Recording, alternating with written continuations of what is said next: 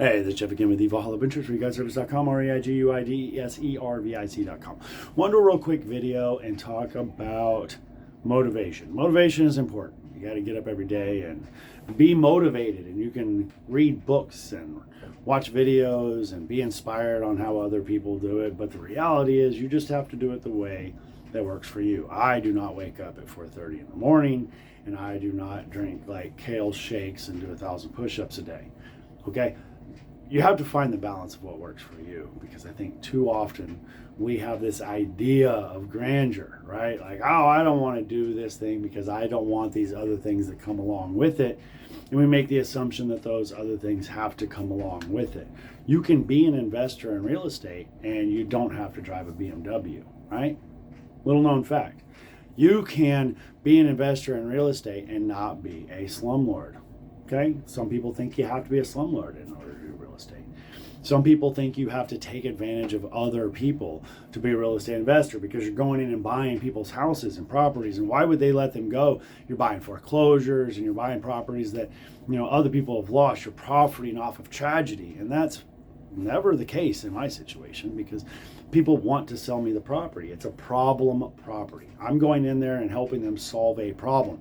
A lot of times initially I'm going in there and saying, hey, if you were to spend $20,000 in 3 or 4 weeks with some contractors, you could have this place fixed up nice. And you could get retail for it. And they don't want to do that. They don't want the $20,000 or $30,000 profit that could be made, because they don't have the 20 or 30, they don't want to spend it, they don't want to deal with contractors, they don't need the money. There's a ton of situations where people sell me a property and it has absolutely nothing to do with them being desperate or needy or me taking advantage. It 100% is just they have a problem I'm solving. Check out my hook while my DJ revolves it.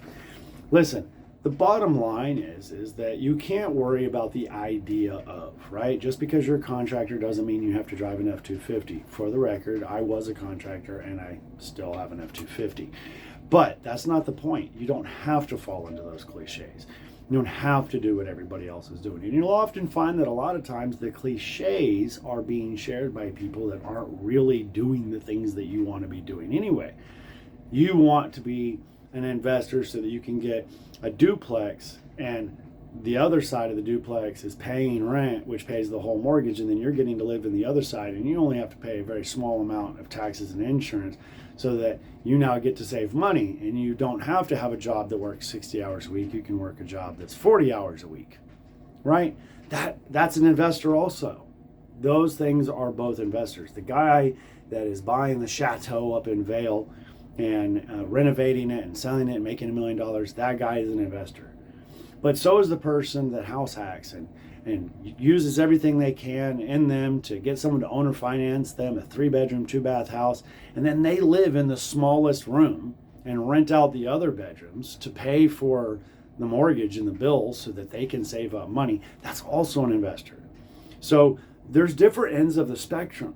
There's all kinds of opportunities within investment, because what you're really investing in is not the money. It's the time that you're willing to put into it. And in time, if you start out 18, 19 years old and you find someone that can own or finance you a mobile home, find a $10,000, $12,000 mobile home someone's willing to own or finance you, $20,000 mobile home, payments are a few $100 a month, lot rent's a few $100 a month, electric's a few $100 a month. You could rent out a room for $500 a month, pay almost all of it, rent out another room for another $500 a month. There's ways that you can do things. And maybe those are a horrible example. Maybe buy an RV and rent it out at a park. Maybe you have a big field and you just go buy a bunch of tents and set them up and have it so that people can tent camp out on your property and you supply everything. There's ways that you can invest and make money, but all of them are going to require time. Everything you do, no matter what you do, is going to require time, no matter what you're doing. The only way that it doesn't is if it's too good to be true. You just hand your money over to someone else and they run and do everything, and you don't have to check, you don't have to participate. You don't have, even people that partner with me, I put all the documents online so that they can see them, so that they can participate, they can make that choice. And usually if they don't make that choice and they don't participate, then I don't partner with them again, because I'm not looking for just money. I'm looking for something more than that. That's because I've put in the time. Be blessed, bless others, reguideservice.com. Later.